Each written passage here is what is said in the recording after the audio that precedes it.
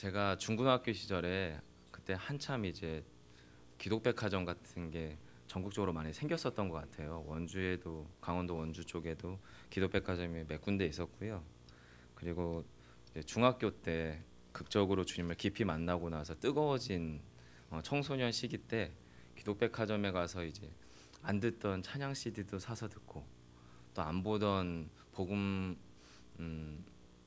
관련된 여러 가지 책들이죠. 좀 경건 서적들도 좀 찾아 읽고 그런 시기들을 쭉 보내는데 한 켠에 이렇게 만화책으로 세팅돼 있었던 책들이 있었어요. 근데 거기에 보면은 이제 어떤 책들이 있었냐면은 종말론에 대한 또 아니면 요한계시록을 포함한 뭐 세기말적인 뭐 이런 것들 하면서 그 당시로는 지금 생각해 보면 거기에 있었던 책들이 건전한 신학적 해석을 바탕으로 뒀던 종말론에 관련된 책들은 거의 없으셨던 것 같아요.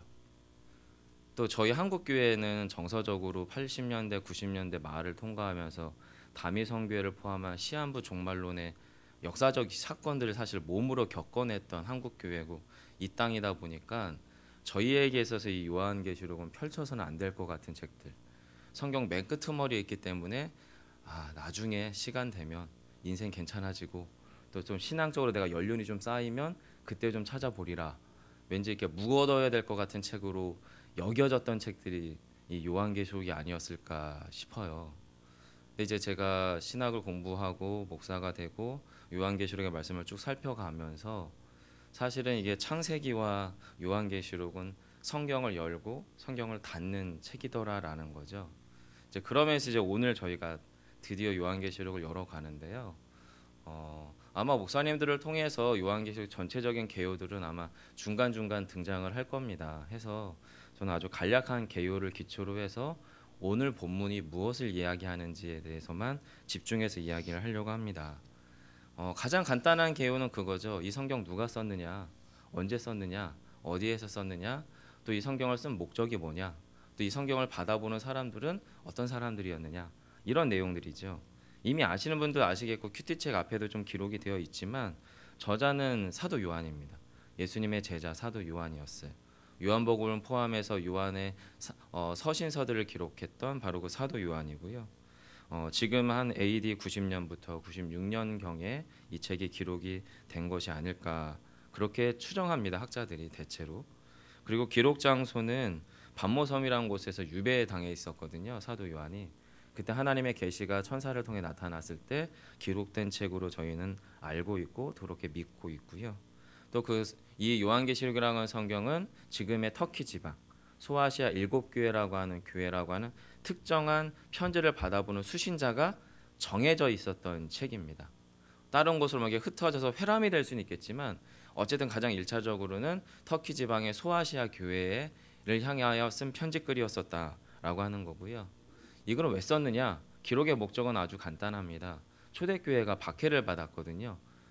그 박해가 뭐 단순히 눈에 보이지 않았던 박해가 아니라 실제로 예수 믿으면 죽을 수 있는 이유가 됐던 그런 실제적인 박해 현장 가운데에서 바로 자신의 신앙을 지켜나가야 했었던 성도들의 신앙을 다시 한번 온전하게 세워가고자 바로 이 책이 사실은 기록이 되었던 거지요. 그래서 로마의 박해로부터 또 기독교로부터 떠나려고 하는 배교의 위험에 있었던 성도들을 붙잡아주고 용기를 주고 하나님께서 그들과 함께하고 계십니다라고 하는 것을 확신시켜주고자 하는 목적으로 이 책이 기록이 되었어요. 그리고 이 책을 결과적으로 말씀을 드리면 사도 요한이라고 한 하나님의 사람을 통해서 하나님께서 예수 그리스도 하시고자 하시는 일들이 무엇인지를 확인해서 보여주는 책이다라고 하는 내용들을 간단하게 이야기할 수 있을 것 같아요. 그러고 나서 여러분 우리가 그럼 이 요한계시록을 큐티에 나가시고 또 성경을 읽어 나가실 건데 이 요한계시록을 그럼 어떻게 읽어야 하겠느냐? 무당이 점칠 때 쌀가루 던지듯이 점치는 느낌으로 묘한 기분을 가지고 보는 책은 절대 아닙니다. 이 책은 세 가지의 기본적인 배경을 기초로 합니다. 역사적 배경이 있죠. 왜냐하면 실제적으로 편지를 쓴 사람이 있고 편지를 받아보는 사람이 있고 그 사람들은 분명히 과거 어느 한 시점에 역사적 시점을 살아갔던 사람들이기 때문에 역사적 관점 안에서 역사적인 맥락 안에서 성경을 봐야 되는 거고요. 또한 이것은 인간의 글로 언어로 작성된 문학적인 표현의 서신서잖아요. 편지글이거든요. 서신이라고 하는 편지글이라고 하는 형식을 가지고 있는 문학 형식을 띠고 있는 책입니다. 해서 요한계시록 여러분 문학적으로 읽어야 하는 거죠. 그리고 또한 여러분이 잘 아시는 것처럼 이것은 성경에 기록된 예언서지 않습니까? 그럼 예언서이기 때문에 이것은 당연히 신학적으로 이 책을 봐야 되는 거예요. 그리고 요한계시록 곳곳에는 참 많은 상징들이 등장을 해요. 오늘 본문에도 숫자 7이 등장을 하거든요. 이것도 여러분 역시 상징입니다. 따라서 요한계시록 읽어나가실 때 어떤 한 상징적인 단어가 등장을 하고 숫자나 어떤 모양에 대한 묘사가 등장하면 그것들에 대해서는 우리가 역사적 해석 그리고 문학적 해석 그 다음에 마지막 신학적 해석을 통해서 이 묘사가 또는 이 상징이 또는 이런 숫자가 무엇을 의미하는지 건전하고 정확한 해석을 밑바탕하고 본문을 봐야 됩니다. 그래야만 소위 퍼즐 맞추기 식으로 앞뒤 숫자 이것저것 맞춰가지고 예전 개역 한글판 가지고 나서 이러쿵저러쿵 하나님의 뜻이 이렇다 저렇다 말하는 소위 말하는 이단과 사이비들의 말도 안 되는 성경 해석에 휘둘리지 않을 수가 있어요. 만약에 우리 안에 그런 건전한 기본적 틀이 없이 그들의 어떤 그런 이야기를 듣게 되면 되게 신묘막측하다라는 표현을 쓰는 실수를 우리가 범하게 되기 때문에 저희가 그런 기본적인 말씀을 조금 드리고요. 그리고 무엇보다 여러분 이 성경 요한계시록의 주어는 누구냐면 어린 양으로 묘사된 예수 그리스도세요. 그래서 어린 양이라고 하는 단어가 등장되는 현장 안에서 어린 양으로 묘사된 예수 그리스도께서 무엇을 하고 계시는지에 대해서 여러분이 계시록 전체를 쭉 관통해서 읽어나가시면 됩니다. 어린 양 대신 예수 그리스도가 그 증인들을 통해서 하나님의 말씀들을 가르치시고 전파하시고요. 어린 양은 예배받기 합당하신 분이 되시고요. 어린 양은 모든 만유의 심판주가 되시고요. 어린 양은 이 땅 가운데 새하늘과 새 땅을 가져오시는 분이 되시고요. 이 땅 가운데 최종적으로 심판의 주로 또 이 땅 가운데에서 하나님의 온전한 하늘의 통치를 완성시킬 어린 양으로 오시는 바로 이 요한계시록의 주어는 어린 양으로 묘사된 예수 그리스도시다. 요것까지 우리가 좀 간단한 개요를 살피고요. 이 맥락 안에서 결국에는 이 책 요한계시록은 어린 양에 관한 책입니다. 예수 그리스도에 관한 책이거든요. 그럼 우리가 요한계시록을 통해서 뭐에 집중하셔야 되냐면 예수 그리스도에 대한 묘사, 예수님에 대한 표현들이 성경 곳곳에 등장할 거예요. 요한계시록 안에는. 그러면 예수님에 대해서 어떻게 요한이 묘사하고 있고 표현하고 있는지를 집중해서 보셔야 되고요. 그렇게 묘사된 예수 그리스도가 그럼 요한계시록을 통하여 무엇을 말씀하고 계시고 또 무슨 사역을 하고 계시는지를 집중해서 보면 요한계시록에 대한 과한 또는 부족한 해석이 없지 않을까 싶습니다. 이런 맥락에서 오늘 본문을 보시면 1절이죠. 1절이 어떻게 시작합니까? 예수 그리스도의 계시라. 아주 단도직입적으로 얘기합니다. 이 책 요한계시록은 예수님에 관한 책이라는 거예요. 그런데 그 책의 방식이 뭐냐면 계시라는 겁니다. 계시라고 하는 건 마치 어떤 물건이 뭐에 덮여져 있는 것처럼 숨겨져 있고 감춰져 있다가 이것이 어떤 때를 따라서 어떤 방식에 의해서 확연하게 드러남으로 이 계시에 담겨져 있는 이야기가 무엇인지를 드러내려고 하는 의도성을 가지고 나타날 때 우리는 그것을 계시라고 하는 말을 써요. 그럼 여러분 예수 그리스도의 계시라고 하는 것은 분명히 드러내려고 하는 내용과 드러내려고 하는 목적이 무엇이냐면 예수 그리스도신 거잖아요. 예수 그리스도에 관한 또는 예수 그리스도가 무엇을 하셨는지 또는 예수 그리스도를 통하여 우리 안에 무엇을 얘기하시고자 하시는 하나님의 의도성을 가지고 예수 그리스도에 대한 그 어떤 것이 감춰져 있다가 드러나는 것, 이것이 이제 요한계시록이 되는 거지 않습니까? 그게 지금 1절에서 그 얘기하는 거거든요. 그럼 여러분 1절을 곰곰이 읽어보시면 돼요. 어떤 계시냐? 제가 읽어드릴게요. 이는 하나님이 그에게 주사 반드시 속히 일어날 일들을. 계시의 내용이 지금 무엇이냐면 첫 번째는 예수 그리스도에게 하나님이 직접 주신 그 계시고요. 그 계시는 어떤 특징을 갖냐면 반드시 이루어질 것이고 또한 속히 이루어질 것이다라는 거예요. 네, 여러분 성경에 등장하는 지금 계시록에 등장하는 이 반드시라는 단어와 속히라고 하는 단어를 자연적인 개념으로서 우리가 반드시 또는 속히라고 하는 의미로 받아들여서는 안 될 부분이 있어요.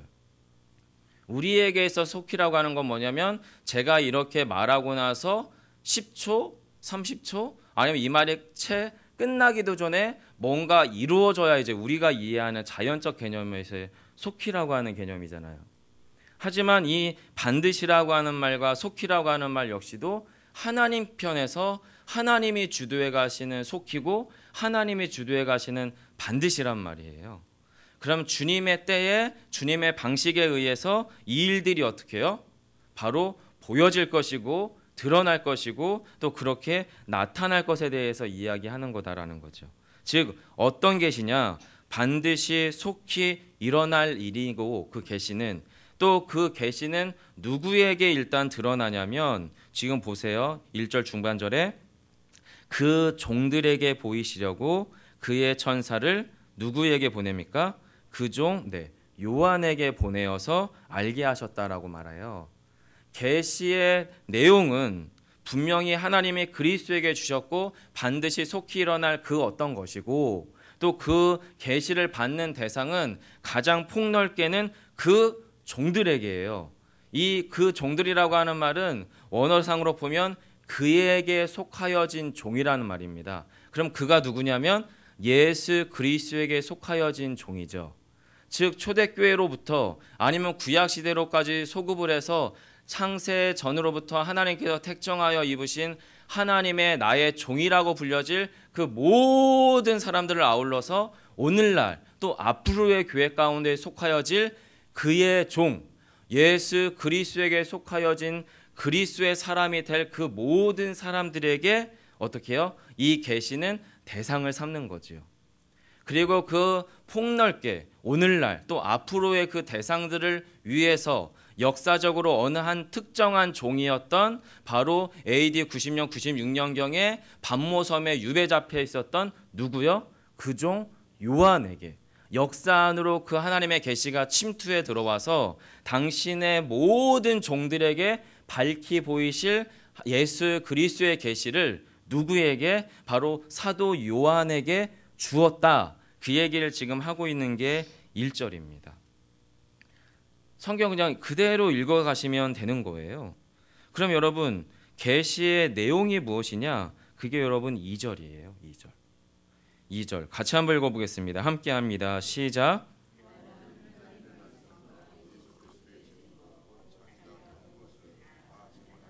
네, 요한이 요한계시록을 통해서 우리가 두려움을 느끼는 그 어떤 상징, 그 어떤 숫자, 그 어떤 표현들 이것이 주가 아니고 이것은 표현을 위한 어떠한 역사적 문학적 방법에 불과한 거고요. 본질적으로 요한계시록을 통해서 사도 요한이 드러내려고 하는 것은 하나님의 말씀과 또한 예수 그리스도에 대한 증거라는 거예요. 즉 요한계시록을 통하여서는 저와 여러분이 하나님이 나에게 무엇을 말씀하고 계시고 교회를 향하여 무엇을 말씀하고 계시는지에 대해서 집중해서 봐야 되는 거예요. 언제 종말이 언제 주님이 오실지 또 내지는 뭐가 뭐고 이런 말도 안 되는 어떤 해석들 안에 현혹당하실 필요 없이 정말 요한계시록 가운데에서 하나님의 말씀이 무엇이고 그 하나님의 그리스도의 증거가 무엇인지 이것에 대하여 집중해서 보면 되는 건데 문제는 뭐냐면 곧입니다. 곧 자기가 본 것을 다 증언하였느니라. 하늘로부터 하나님으로부터 주어진 그 계시의 말씀이 누가 봤냐면 한 인간 요한이 어디에서요? 반모섬에 유배당한 상황에서 고령의 노인의 상태에서 이 계시를 봤어요. 즉 역사적 인간이었던 또 그 당시 고대 시대를 살아갔던 어떤 한 인간의 세계관 안으로 그의 사고체계 안으로 그의 언어 표현 안으로 또 그의 지적 수준 안으로 하나님의 계시가 들어온 겁니다. 즉 그러다 보니까 이 하나님의 계시가 누구의 언어로요? 사도 요한의 언어로 하나님의 성령의 유기적 영감 가운데에서 밝히 드러날 때에 당연히 뭐를 맞닥뜨리냐면 역사적 한계, 인간적 한계, 표현적 한계, 문학적 수준 표현의 한계들, 우리가 바라보는 세상의 관점과 사도 요한의 고대 그 2000년 전에 바라봤던 시간이 동일할 수 없잖아요. 그것이 이제 그 안에서 한계로 작동이 돼요. 그러다 보니까 그 가운데에서 우리는 무엇을 필요로 하냐면 해석을 필요로 합니다. 그런데 여러분 중요한 게 뭐냐면 거기에서 지금 사도 요한이 뭐라고 말하냐면 자기가 본 것을 다 증언하였다. 증언이 효력을 갖는 이유는 뭐냐면 그 현장 안에 그 사람이 있었어요. 그래서 우리는 그를 누구라고 부르냐면 증인이라고 불러요. 증인된 그 사람은 자기가 본 것을 본대로 이야기하는 사람이 바로 증인이지 않습니까? 즉 사도 요한의 그 이야기에 대하여 우리는 그가 말한 대로 그의 표현한 바대로 그대로 받아서 이해하고 해석하면 되는데 성경 안의 요한계시록이기 때문에 성경을 통하여 성경 안에서 예수 그리스도의 말씀과 구약의 성경을 통해서 이 요한계시록이 무엇을 말하는지를 해석하면 된다라고 하는 겁니다. 그러면서 요한의 목적, 요한이 이 글을 쓰는 목적을 3절에서 밝혀요. 같이 한번 읽어볼까요? 함께 합니다. 이 예언의 말씀을 읽는 자와 듣는 자와 그 가운데 기록한 것을 지키는 자는 복이 있나니 때가 가까움이라. 여기서도 이야기하잖아요. 이 기록물은 1차적으로 지금 반모섬의 유발당에서 지금 언제 살지 죽을지 예감할 수 없는 자신의 동시대를 살아가던 초대교회 성도들에게 이 글을 쓴 거예요. 그래서 이 예언의 말씀이 전달되어지고 편지글로 그들에게 전하여졌을 때 그것을 어떻게 읽겠죠. 읽는 사람을 통해서 그것을 듣겠죠. 또 그렇게 해서 그 가운데 기록된 것들을 지키는 자들 안에 복이 있을 것에 대해서 이야기하고 있는 겁니다. 그리고 이 글이 유실되지 않고 지금 저와 여러분에게도 어떻게 해요? 들리죠. 읽지요. 듣고 지키는 자에게 동일한 복이 있음을 성경은 지금 이야기하고 있는 거예요. 여러분 그럼 이렇게 3절까지 해서 사도 요한은 이 책이 무엇을 말하고 있고 누구에게 말하고 있고 이 글의 목적이 뭔지를 분명하게 밝혔습니다. 그러면 그 범위 안에서 이 요한계시록은 해석되어져야 되는 거죠. 그리고 나서 이 편집글이라고 하는 문학적 형식 안에서 문학적 형식의 방식을 띄워서 지금 사도 요한이 4절에서 문안 인사를 합니다. 문안 인사. 그래서 발신인 편지를 쓴 사람은 4절에 요한이고요. 이 편집글을 받아보는 수신자들은 아시아에 있는 7교회입니다. 그리고 이 글은 편지라고 하는 형식을 띤 문학 서신입니다. 그래서 편지한다라고 말하고 있는 겁니다. 그러고 나서 제가 앞에서 말씀드렸잖아요. 이 글은 예수 그리스도에 관한 계시이고 어린 양 대신 예수 그리스도에 대한 묘사에 집중해야 된다라고 말씀을 드렸어요. 해서 여러분 4절부터 6절 사이에서도 예수 그리스도에 대한 묘사가 등장을 합니다. 첫 번째 묘사가 뭐냐면 이제도 계시고 전에도 계셨고 장차 오실 이라고 예수님이 표현되어 있어요. 이어서 이렇게 표현됩니다. 그의 보좌 앞에 있는 7 영과 또 충성된 증인으로 죽은 자들 가운데에서 먼저 나신 이. 세 번째 묘사입니다. 땅의 임금들의 머리가 되신 예수 그리스도. 자, 주어가 예수 그리스도고 요한계시록의 주인공이 예수 그리스도고 예수 그리스도에게 하나님께서 계시의 말씀을 주셔서 그의 계시의 말씀이 무엇인지를 사도 요한을 통해서 증거하게 하셨는데 그렇게 나타나신 예수 그리스도를 지금 사도 요한이 뭐라고 묘사하고 있냐면 첫째로는 이제도 계시고 전에도 계셨고 장차 오실 이라는 거예요. 여러분 사도 요한은 예수님을 만났잖아요. 보면서 지금 이 계시의 말씀을 받고 있는 거거든요. 그럼 예수님을 보면서 예수님에 대해서 영적 이해가 확 정말 바닷물처럼 확 들어오는데 뭐라고 지금 이해되냐면 영적인 이해가 지금도 계셨고 전에도 계셨구나. 또 뭡니까? 장차 오실 분이 되시는구나.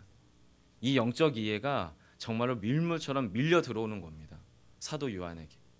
이 영적 감흥이 이 영적인 이 충만함이 지금 사도 요한의 심령 안에 성령께서 가득 채워주시는 거예요. 여러분, 우리 예수 그리스도는 그런 분이신 겁니다. 이제도 계시고 전에도 계시고 장차 오실 분이 되신다는 걸 여러분 믿으시기 바랍니다. 또한 무엇이라고 이야기하냐면 예수 그리스도의 보좌 앞에 있는 일곱 영, 요 일곱이라고 하는 숫자는 요한계시록에서 완전하다, 충만하다, 가득하다라는 의미를 이해하시면 되는 거예요. 자연수로서 1, 2, 3, 4, 5, 6, 7에서 숫자 7개를 기억하실 필요가 없어요. 완전하다, 충만하다, 가득하다라는 의미의 영이면 어떤 영이십니까? 성령 하나님이세요. 예수 그리스도의 보좌 앞편에 서셔서 함께 하나님으로서 역사하시고 그리고 그렇게 지금까지도 예수 그리스도의 영으로서 일하셨던 바로 그 성령 하나님과 그리고 또한 그 충성된 증인들, 순교의 피 가운데서 쏟아져서 예수 그리스도의 증인으로 먼저 삶을 살아냈던 믿음의 선진들 앞에서 어떤 이로 지금 사도 요한이 고백하고 있냐면 먼저 나셨구나, 먼저 계셨구나. 그 예수 그리스도를 지금 사도 요한은 어떻게 해요? 느끼는 겁니다. 인정하고 있는 겁니다. 여러분, 이것은 영적인 영역이죠. 이건 하늘에 속한 영역이죠. 그런데 동시에 또한 그가 예수 그리스도를 보면서 무엇을 인정하냐면 땅의 임금들의 머리가 되신 예수 그리스도. 이건 어디의 영역입니까? 땅의 영역입니다. 육신에 속한 영역입니다. 예수 그리스도를 보니 이 예수 그리스도가 어떤 분이시냐면 만왕의 왕이며 만유의 주시며 영원한 하나님으로서 하늘과 땅의 모든 권세를 통치하시고 다스리실 그 하나님이 되심을 이야기하는 겁니다. 그 가운데서 그가 지금 인정하고 있는 것이 무엇이냐면 주님께서 그러한 분이 되신다라고 하는 거지요. 창조주 하나님으로서 태초에 하나님께서 천지를 창조하시니라고 성경이 그렇게 첫 창세기 1장 1절을 일갈할 때 창조주 하나님으로 아버지 하나님과 성령 하나님과 함께 계셨고 그리고 장차 보내실 이로 약속받으셔서 이 땅 가운데 오셔서 십자가 안에 구속의 주로 모든 죄의 권세를 깨트릴 구속주로 이 땅 가운데 오셨고 그리고 다시 오실 그날에는 모든 만유의 주며 만왕의 왕이시며 모든 것의 통치자로서 심판주로 이 땅 가운데 확실히 오실 것을 지금 사도 요한은 영적으로 자신의 몸이, 자신의 지성이, 자신의 전 영역들이 그 주님을 온몸으로 인정하면서 지금 이 편지글을 쓰고 있다는 겁니다. 즉 저와 여러분이 바로 요한계시록을 통해서 만나야 되는 예수 그리스도는 성경의 문자로만 죽어있고 막연하고 동떨어져 있는 예수 그리스도가 아니라 전에도 계셨고 지금도 계시고 장차 오실 그 예수 그리스도, 하늘의 권세와 땅의 권세를 통치하실 이 땅 안에 유일한 창조주시고 구속주시고 심판주로서 우리의 인생과 우리의 영혼의 문제를 해결하실 유일한 분으로 오실 것에 대한 믿음의 확증 가운데서 받고 듣고 지키고 읽어야 될 책이 바로 이 요한계시록인 거예요. 그 하나님의 영광 안에서 휩싸여서 봐야 될 이 책이 이 정말 말도 안 되는 어떤 이단들과 그 사이비들의 사설 가운데에서 그냥 두렵고 떨리고 어둠침침한 책으로 여겨졌던 말도 안 되는 기독교의 어두운 역사가 사실은 한국교회 20-30년을 지배했었던 게 우리의 부끄러운 역사였습니다. 하지만 지금은 그렇지 않잖아요. 그 예수 그리스도 앞에서 우리가 무엇을 고백해야 되냐면 주님께서 지금 그러한 예수 그리스도에 대한 또 다른 묘사를 이렇게 얘기하시잖아요. 바로 그런 주님이, 그런 예수님이, 그런 예수님으로 말미암아 지금 5절 중반절입니다. 은혜와 평강이 너희에게 있기를 원하노라. 이 편지글을 받아보는 사람들이 누구라고요? 예수 믿기 때문에 죽을 수 있구나라는 거. 실제로 죽어나가는 성도들이었어요. 뭐가 죽습니까? 몸이 죽습니다. 뭐가 죽습니까? 사회적 활동들이 끊어집니다. 이 땅 가운데서 현실 세계가 흔들리는 그 성도들이에요. 자기는 예수 믿고 죽으면 천국 갈 것을 알아요. 여러분 저희도 알잖아요. 근데 문제는 현실이 너무 커요. 너무 두려운 거예요. 결핍당하고 손해나고 뭔가 망가지고 내 현실이 송두리째 흔들릴 것이 두려운 그 초대교회 성도들에게 지금 사도 요한은 자신이 만난 예수 그리스도를 통하여 문안합니다. 은혜와 평강이 너희에게 있을지어다. 그 은혜와 평강이 이제 사도 요한을 통해서 이 편지글을 통해서 초대교회 성도들의 심령 안으로 충만하게 밀려 들어가기 시작합니다. 그러면서 그 성도들의 시선을 사도 요한이 옮겨놔요. 어디로 옮겨놓냐면 또 다른 예수 그리스도에 대한 묘사예요. 여러분 5절 중반절 이후 하반절이죠. 이렇게 묘사됩니다. 우리를 사랑하사 그의 피로 우리 죄에서 우리를 해방하시고. 여기서 우리가 누굽니까? 1차적으로 초대교회 성도들이에요. 예수 믿어서 지금 숨어서 내가 죽을 수도 있겠구나라고 하는 두렵고 떨림 가운데에서 마치 예수님의 십자가에 달려 죽으신 그날부터 사람들, 예수님의 제자들이 마가의 다락방의 문을 꼭꼭 틀어잡고 두렵고 떨림 가운데 있었던 그 사람들에게 주님께서 찾아가셔서 너희에게 평강이 있을지어다라고 문안하셨던 그 주님처럼 지금 사도 요한이 자신의 삶의 현실이 성도에게 흔들리고 있는 초대교회 성도들에게 지금 문안하는 겁니다. 은혜와 평강이 너희에게 있을지어다. 그리고 이렇게 얘기하는 거죠. 우리가 어떤 존재냐? 우리는 어떤 존재냐? 그게 지금 우리를 사랑하사 그의 피로 우리 죄에서 어떻게 해요? 우리를 해방하신 우리가 그런 존재라는 거예요. 주님이 그런 주님이시라는 거예요. 뿐만 아니라 그런 주님이 우리를 어떻게 하셨다고요? 그의 하나님, 그의 아버지 하나님을 위하여 우리를 그의 나라와 제사장 삼으신 그분이시라는 거예요. 여러분 출애굽 역사 때에서 모세를 통하여 시내산 언약을 통해서 이스라엘 백성들을 하나님이 뭐로 삼으셨습니까? 그의 나라 삼으셨어요. 그의 백성 삼으셨어요. 그의 제사장 나라 삼으셨어요. 그 역사가 어떻게 해요? 여러분이 잘 아시는 것처럼 실패했죠. 출애굽 역사도 실패했고요. 광야 역사도 실패했고요. 광야 이후에 가나안 땅에 정착한 왕조 시대도 실패했어요. 인간왕 다윗의 혈통들은 철저하게 실패했어요. 그런데 그 다윗의 가지로부터 나신 유일한 영원한 왕 되신 예수 그리스도는 어떻게 해요? 이루셨어요. 성취하셨어요. 완성하셨어요. 그리고 완전하게 저와 여러분을 그의 나라와 제사장 삼으셨어요. 그 얘기를 지금 초대교회 성도들에게 하는 겁니다. 이 영적 정체성을 지금 불러 일으키고 있다라고 하는 거예요. 그래서 여러분 요한계시록은 결론을 맺으면 기본적으로 그 두 대상을 향하여 이 말씀이 기록되어져요. 첫 번째는 뭐냐면 심판의 대상들. 심판의 대상으로서 세상과 예수 그리스도 하나님을 믿지 않는 불신의 세상과 불신자들을 향한 심판의 말씀으로 요한계시록이 등장을 하고요. 동시에 이 땅에서 예수 그리스도를 하나님을 하나님 되심으로 인정하는 그들을 향한 회복의 말씀으로 그들을 온전하게 영광의 자리로 올려 세우실 그 대상들을 향한 회복의 말씀으로 고난당하는 나그네 그리스도인들을 향한 회복의 이야기들로 그렇게 두 가지 대상을 향하여 두 가지의 메시지가 요한계시록 안에 등장을 하는 겁니다. 그래서 7절이 이렇게 얘기합니다.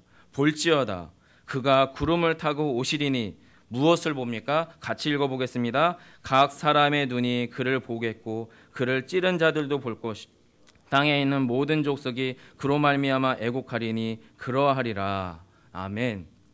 무슨 이야기 하시냐면 지금 예수 그리스도 다시 오실 그때를 모두가 볼 거라는 거예요. 심판받을 그 세상과 그 대상들도 볼 것이고 고난당하고 핍박당하는 그리스도인들도 그것을 볼 것이라는 거예요. 그러면서 이미 앞에서 고백한 앞에서 표현된 예수 그리스도에 대한 송축이 등장합니다. 주 하나님이 이르시되 나는 알파와 오메가라 이제도 있고 전에도 있었고 장차 올 자요 전능한 자라 하시더라. 하나님의 자기 증언이신 거죠. 하나님을 통하여 예수 그리스도에 대한 자기 고백이 지금 8절 가운데 등장하는 거지요. 마치 예수님께서 요단강에서 세례를 받으시고 물가에서 땅으로 걸어 나오실 때에 하늘로부터 이는 내 사랑하는 자여 내 기뻐하는 자니 너희가 그의 말을 들을지어다라고 하나님이 일갈하시는 것처럼 지금 이 요한계시록을 통하여 하나님께서 예수 그리스도에 대하여 자기 증언하시는데 뭐라고 얘기하냐면 내가 처음과 끝이라는 겁니다. 이제도 있고 전에도 있고 장차 올 자라는 겁니다. 그리고 전능한 자 하나님이라고 예수 그리스도에 대하여 하나님께서 자기 증언하시는 거예요. 사랑하는 성도 여러분, 요한계시록은 두렵고 떨리는 책이 아닙니다. 두렵고 떨리는 사람들은 하나님의 뜻 가운데 속하지 않은 그 어떤 불신의 세계이고 불신자여야 합니다. 오히려 저와 여러분을 포함한 순전한 그리스도인으로서의 삶에 살아가기 위하여 분투하는 자리에 있다면 우리는 이 책은 위로의 책이 되어야 될 줄 믿습니다. 이 책은 소망의 책이 되어야 될 줄 믿습니다. 이 책은 예수님의 오심에 대하여 우리가 순전히 기쁨과 소망 가운데서 기다리는 책이 되어야 될 줄 믿습니다. 요한계시록을 여러분이 새벽 시간에 읽어 나아가실 때에 정말 분주한 현실과 싸우시게 될 겁니다. 치열한 현실과 싸우시게 되겠지만 이 말씀 가운데에서 우리의 주 되신 예수 그리스도를 깊이 만날 수 있는 그런 놀라운 새벽의 은혜의 시간들 되어지기를 간절히 원합니다. 기도하겠습니다. 하나님, 이 땅에서의 삶의 고단함을 우리 모두가 다 압니다. 믿는 자로 살아가는 것도 쉽지 않고 믿음을 잠시 감추고 세상의 방식으로 살아내는 것 역시도 쉽지 않습니다. 그리고 그 가운데서 어쩌면 우리는 때로는 영적인 폐잔병처럼 위축되고 쪼그라들고 예수 그리스도에 대하여 하나님에 대하여 미안함과 죄책감 가운데 살아가는 불완전하고 무기력한 성도의 삶을 살아낼 때도 있지만 그런 저희를 향하여 주님께서 다시금 찾아오셔서 너희 가운데 은혜와 평강이 있을지어다라고 위로하시는 주님, 요한계시록을 통하여 그 위로와 소망을 발견하는 저희 모두의 심령이 되게 하시고 오늘 이 새벽 한날 주의 은혜 안으로 깊이 들어가 오늘 하루 주의 말씀 안에 주의 성령의 인도하심 가운데 예수 그리스도와 동행하는 삶을 살아내는 저희 모두의 삶 되게 하여 주옵소서. 주의 위로와 생명의 역사가 충만한 오늘 한날 되기를 소망하며 예수님 이름으로 기도합니다. 아멘. 하늘에 계신 우리 아버지여,